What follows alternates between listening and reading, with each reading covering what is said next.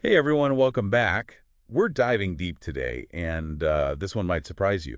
We're looking at The Wizard of Oz and Wicked, but get this, through a Gothic literature lens. Yeah, you might not think those two things go together. Right, The Wizard of Oz, sure, we all know it.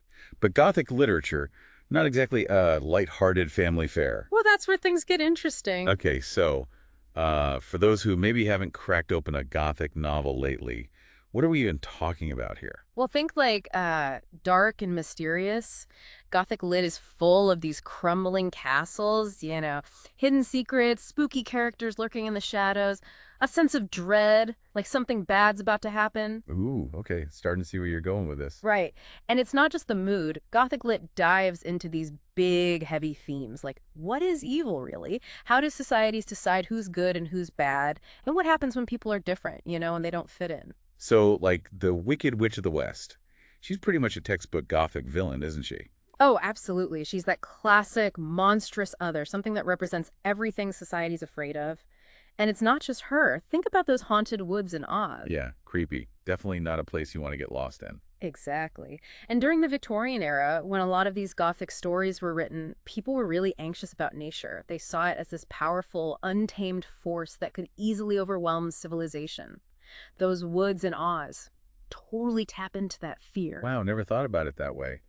And it's not just the setting, right? You've got all those magical objects in Oz, too. The Mm, silver shoes, the wishing cap, they're pretty important to the story. huge. And in Gothic lit, objects can have this crazy power, this aura about them. Sometimes it's good, sometimes it's dangerous. Think about how much everyone wants those silver shoes, how much power they represent. That's true. Dorothy's whole journey is about getting them and using them to get home. Yeah.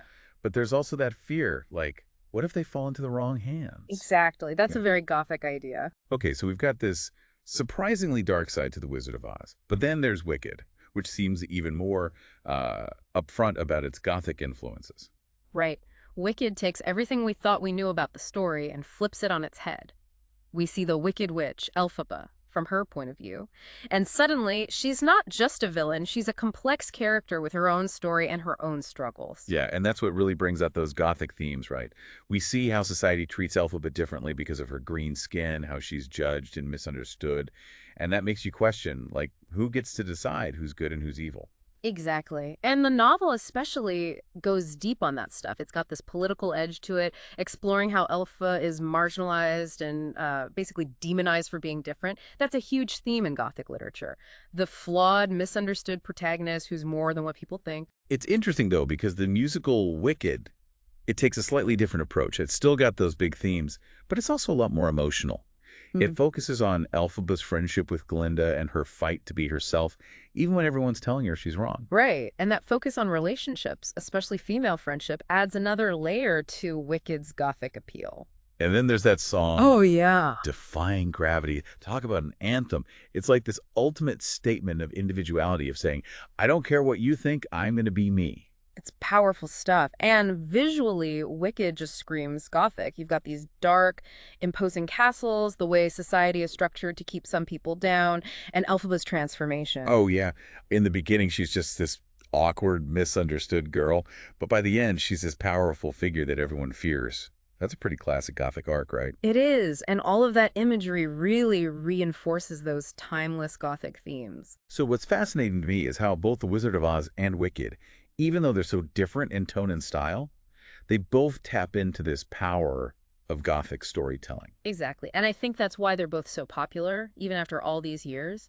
They speak to something deep inside us.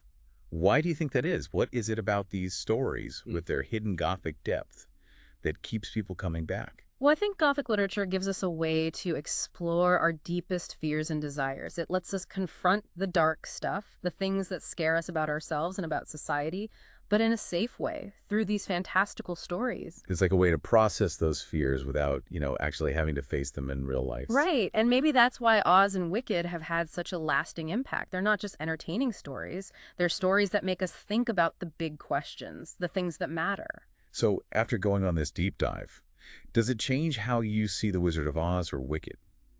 Do you see those familiar stories in a new light now, recognizing how they use these Gothic elements to tell a deeper story? And remember, this is just the beginning. There's a whole world of shadowy castles, complex characters, and thought-provoking themes waiting for you if you decide to explore more Gothic literature. That's right. So, uh, maybe it's time to dust off those Gothic novels and see what secrets they hold. Thanks for joining us for this deep dive. Thanks, everyone. Until next time.